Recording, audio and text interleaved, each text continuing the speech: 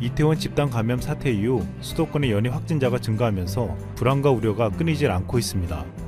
그래도 신규 확진자 수가 지난 6일 51명, 7일 57명 등으로 증가세를 보이다가 8일과 9일 이틀째 30명대를 유지하면서 줄어들고 있습니다.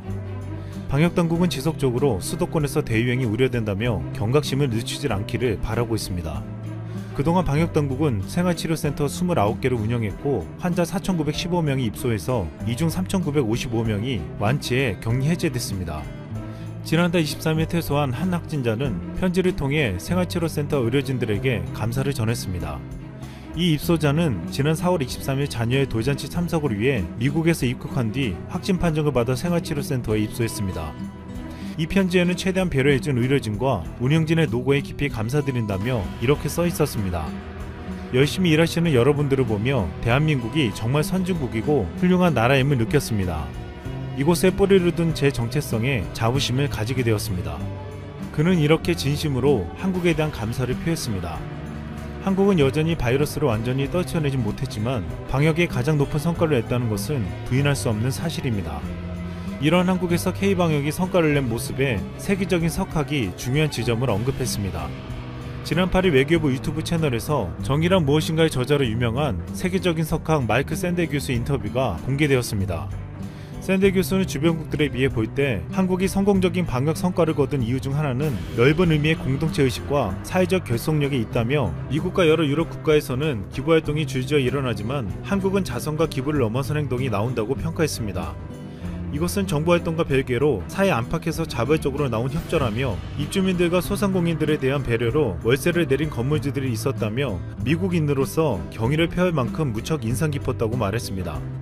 또한 한국 시민들 상호 간의 배려와 존중은 효율적인 정부조차 혼자서는 할 수 없는 일이라고 말했습니다. 이 같은 샌델 교수의 말처럼 한국의 시민들은 함께 바이러스와 싸우며 서로 돕는 모습을 보여주었습니다. 이런 가운데 미국의 한 연구소에서 중요한 연구 결과가 나왔습니다. 미국 버클리 캘리포니아 대학의 연구진들은 한국과 미국, 프랑스, 중국, 이탈리아, 이란 등 6개국에서 봉쇄령 등 감염 확산 억제 정책의 효과를 분석해 지난 8일 발표했습니다. 연구 결과 사회적 거리두기와 휴교 등 강력한 억제 조치가 없었다면 한국인 10명 중 7명이 감염될 수 있다는 것이었습니다. 잘못하면 무려 한국인 3,800만 명이 걸릴 수도 있었다는 연구 결과였습니다. 지난해 기준 한국 인구가 5,184만 명이었던 것에 비춰보면 73.3%가 억제 조치로 감염을 피한 것입니다. 영국 임페리얼 칼리지 런던의 연구진도 이날 비슷한 연구 결과를 발표했습니다. 영국을 포함한 유럽 11개국에서 봉쇄령이 310만 명의 목숨을 구했고 감염률을 평균 82%나 낮췄다는 것입니다. 임페리얼 컬리지 런던 연구진은 지금까지 연구 대상 국가 인구의 약 3에서 4%만 감염된 것으로 나타났다며 지금은 이 전염병의 시작에 불과하다. 우리가 집단 면역에 도달하기까지 아직도 멀었다고 밝혔습니다. 연구진은 감염 확산 억제를 위한 일부 조치를 시행하는 한에서 경제활동은 어느 정도 정상화할 수 있다고 밝혔는데 워싱턴 포스트는 이번 연구 결과가 공격적이고 전례 없는 봉쇄령이 방대한 경제적 타격과 실직을 낳긴 했지만 바이러스의 기하급수적인 확산을 멈추는 데는 효과적이었음을 보여주는 것이라고 말했습니다.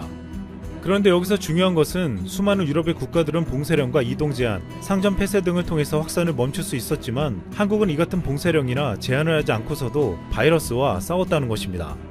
이 같은 차이를 만들어낸 것은 초기부터 주목받아온 공동체, 시민의식이었습니다. 이 때문에 한국의 방역은 한마디로 시민의식의 승리라는 말이 나오고 있습니다. 미국과 영국, 프랑스 등 많은 나라들은 봉쇄가 해제되자 해변공원에 사람들이 바글바글 모여들었습니다. 네덜란드 암스테르담의 한 공원에는 옷을 벗고 일광욕을 즐기는 사람들로 가득 찼습니다. 아직도 확진자가 수백 수천 명이 나오는 상황에서 선진국이라 불렸던 나라들의 시민들은 사회적 거리두기를 따르지 않았습니다. 그들은 확산세가 걷잡을 수 없이 퍼질 때도 정부를 향해서 자유를 달라고 시위하며 항의했습니다. 바이러스가 자신뿐만 아니라 우리의 이웃의 생명까지도 위협한다는 사실은 그들에게서 찾아보기 힘들었습니다. 일본 마이니치 신문 호리야마 아키코 서울지국장은 한국의 모습에서 놀라운 다른 점을 보았다고 했습니다. 위치정보와 신용카드 결제정보, 감시 카메라 등 빅데이터를 활용하는 한국의 감염자 추적 시스템은 개인정보 보호에 민감한 국가에서는 도입하기 어려운데 이게 한국에서 가능했던 것은 국민과 의사소통을 잘했기 때문이라고 했습니다.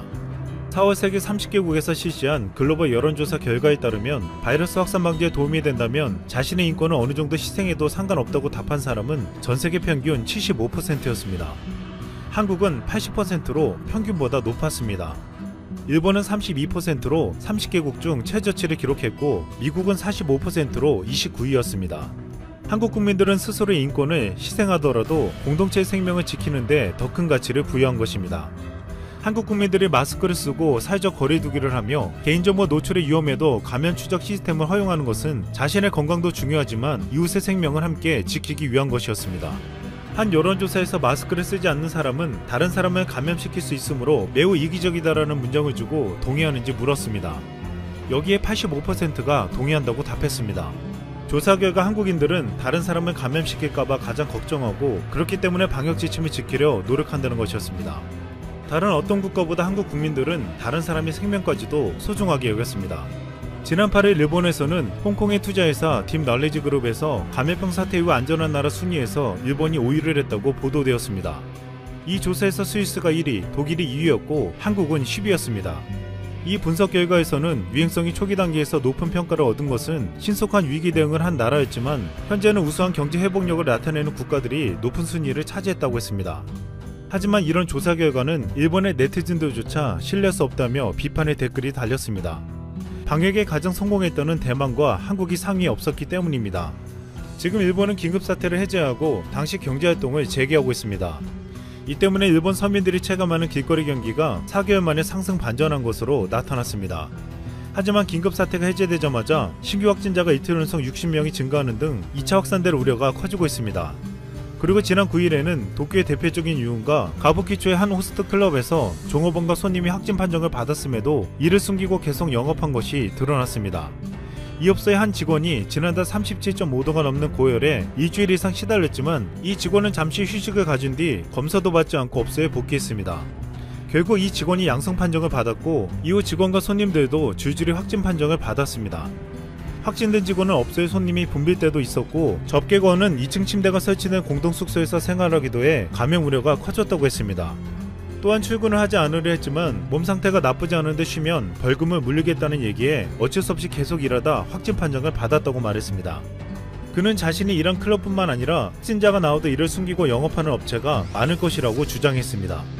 국내에서도 이태원 클럽 집단 감염으로 인해 바이러스가 지역사회에 다시 확산되는 계기가 되었지만 방역당국은 해당 클럽을 폐쇄시키고 모든 출입자를 찾아 나섰습니다.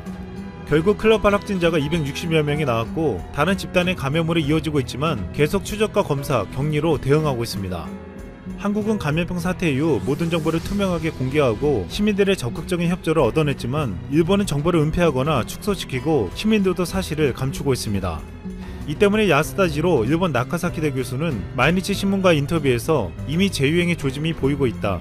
대응을 잘못하면 6월 하순에 급 확산할 가능성이 있다고 말했습니다.